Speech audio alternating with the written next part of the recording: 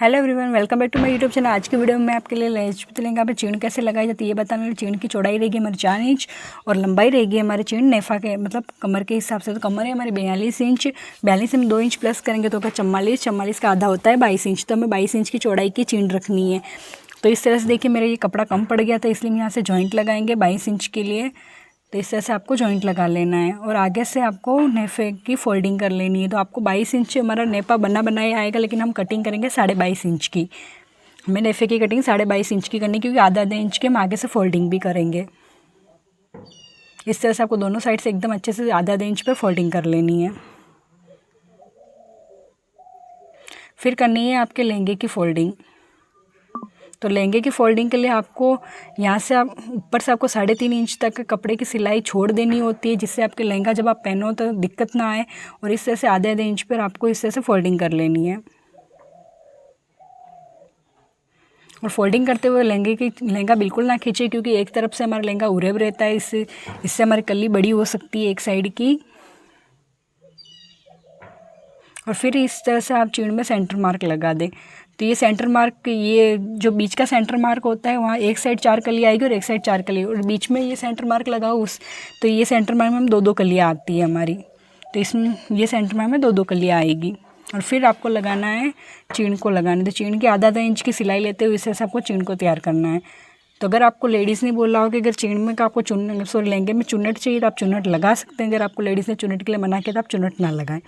और अगर चुन्नट के लिए मना करें तो आप इस तरह से भी देखिए, ये सिलाई जो हमारे लहंगे की सिलाई होती है इस तरह से कली को रख के भी आप सेंटर से आप कली को बराबर कर सकते हैं। अगर आपकी लहंगे की कलियाँ अगर सेंटर से बड़ी होती हो तो जो हमने कट लगाया था उस कट से आगे निकलती हो। अगर लेडीज़ ने अगर आपको चुन्नट के लिए बोला है तो इस तरह से आप चुन्नट डाल सकते हैं। चुन्नट के लिए ना बोला हो तो इस तरह से आप लहंगे की जो सिलाई होती है उसी तरह से आप कली को आगे की साइड रख के भी आप सेंटर मार्क से बराबर कर सकते हो। और इस तरह से आपको पूरी सिलाई करके आपको पूरी चीन को तैयार कर लेना है।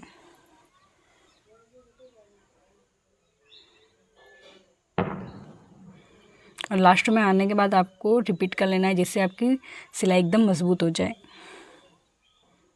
और आधे इंच की फोल्डिंग करते हुए इस तरह से आपको वापस सिलाई लगानी है। और चीन की चौड़ाई हमेशा हमारे 1.5 इंच की रहती है।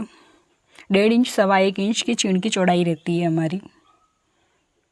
तो इस तरह से आपको चीन की चौड़ाई रखते हुए आपको सिलाई कर लेनी है। तो सिलाई करते वक्त आपको चीन का जो कपड़ा है उसे नहीं खींचना है, बल्कि खींचना है आपको लहंगे का कपड़ा। लहंगे का कपड़ा आपको हल्का खींच के रखना है, जिससे आपकी चीन में बेलन वगैरह नहीं पड़ेगी और चुन्नट वगैरह भी नहीं आएगी। और स्टार्टिंग में आपको चीन लगाते हुए आपको चीन अच्छे से स्टार्टिंग में परफेक्ट लगानी, जिससे आपकी चीन लास्ट तक एकदम अच्छे से आएगी। स्टार्टिंग में ही बेलन आ गई तो आपकी पूरी चीन बिगड़ सकती है। और चीन की कटिंग करते हुए आपको ध्यान रखना है कहीं आप कपड़ा तिरछा ना काटे। चीन की कटिंग अगर परफेक्ट करोगे, आप एकदम एक सीधा धागे से करोगे तो आपके चुन्नट या बेलन वगैरह नहीं आएगी। और इसलिए चीन की कटिंग करते हुए आपको ध्यान रखना है आपको। और उसके बाद अगर आपकी हल्की से एक आध चुन्नट आ जाए तो इस तरह से आप हल्की से एक चुन्नट ले लें। एक आध से चुन्नट से कुछ नहीं होता, एक आध चुन्नट से कोई हमारी फिनिशिंग में कोई फ़र्क नहीं पड़ता है, बस ज़्यादा चुन्नट भी अच्छी नहीं लगती चीन में। और इस तरह से आधे इंच की आपको सिलाई कर लेनी है। और अगर मगजी के लगने के बाद अगर आपके लहंगे की लंबाई ज़्यादा हो जाए या मगजी लगने के बाद आपके लहंगे में टेरा आ जाए तो उस टेरे को कैसे निकालते हो, लहंगे की लंबाई कैसे कम करें, उस पर हमारा अलग से वीडियो है, उससे भी आप ज़रूर देखें। मैं डिस्क्रिप्शन में उसका लिंक दे दूँगी। और अगर हमारी वीडियो आपको अच्छी लगती है तो आप लाइक ज़रूर करें, शेयर ज़रूर करें और मेरे चैनल को सब्सक्राइब ज़रूर करें। और ये देखिए इस तरह से हमारे एकदम बराबर आना चाहिए। ये देखिए ये इस तरह से आगे पीछे नहीं होना चाहिए।